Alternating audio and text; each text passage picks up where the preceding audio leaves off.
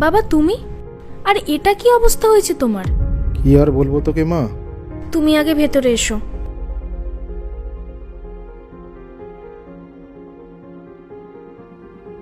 এবার বলো বাবা, কি হয়েছে?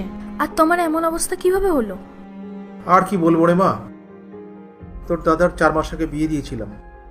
বৌমা অনেক বড়লোক ঘরের মেয়ে ছিল, অনেক যৌতুকও নিয়ে এসেছিল। কিন্তু বাড়িতে আসার পরই ও রনিতকে বলে সব নিজের নামে করে নিল। বাড়ির প্রপার্টি, বিজনেস সব নিজের নামে করে নিল। ওরা রোজ কিছু না কিছু নিয়ে আমার সঙ্গে ঝামেলা করত।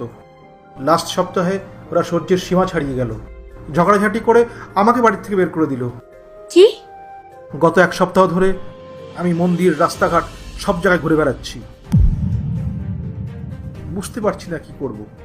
একদম নিরুপায় হয়ে আমি তোর কাছে আসলাম আজকে। ভালো করেছো বাবা তুমি এখানে এসে। আর দাদা বৌদির সাহস কিভাবে হলো তোমাকে বাড়ি থেকে বের করে দেওয়ার? তুমি তো সব নিজে কষ্ট করে করেছো। আমি জীবনে যা কিছু ইনকাম করেছি সবকিছু ওদের নামে করে দিয়েছি, নিজের জন্য কিচ্ছু রাখিনি। তারপরেও ওরা আমাকে ওদের সঙ্গে রাখলো না। এসব নিয়ে আর চিন্তা করো না বাবা, এখন সব ঠিক হয়ে যাবে। মা, আমি তোকে আর রাহুলকে কত বাজে বাজে কথা বলেছি, কত কিছু বলেছি, অথচ আমাকে সেই তোদের কাছে আসতে হলো সাহায্যের জন্য। তাতে কি হয়েছে বাবা? ভুল তো মানুষ মাত্রই হয়। তুমি না হয় করে ফেলেছিলে, আর সে সবকিছুর 3 বছর পেরিয়ে গেছে। আজকে আমি আর রাহুল মিলে কত খুশিতে আছি, আর আমরা দুজন মিলে অনেক উন্নতিও করেছি।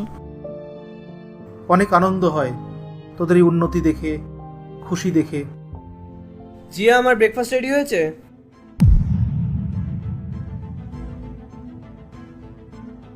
বাবা, আপনি এখানে আমাদের বাড়িতে? আসলে রাহুল, দাদা আর বৌদি মিলে না বাবার সব সম্পত্তি নিজেদের নামে করে নিয়েছে, আর বাবাকেও বাড়ি থেকে বের করে দিয়েছে। 1 সপ্তাহ ধরে বাবা রাস্তাঘাটে অসহায়ের মতো ঘুরে বেড়াচ্ছিল। ওরা এরকম কি করে করতে পারে? আর বাবা, আপনি 1 সপ্তাহ ধরে এদিক ওদিক ঘুরে বেড়াচ্ছেন? আপনি তো জানেন যে আপনার মেয়ে এই শহরেই থাকে, তাহলে আপনি এখানে কেন আসেননি? আপনি একদম চিন্তা করবেন না, আজকের পর থেকে আপনি আমাদের সঙ্গে এখানেই থাকবেন। আমি তোমাকে কত খারাপ কথা বলেছি, কত খারাপ ব্যবহার করেছি তোমাদের সঙ্গে, তাও তুমি আমাকে তোমাদের সঙ্গে থাকতে দেবে?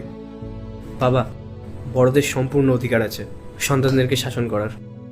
আপনি আমাদেরকে পার্ট 2 দেখতে সাবস্ক্রাইব করো ভেলকু 78M।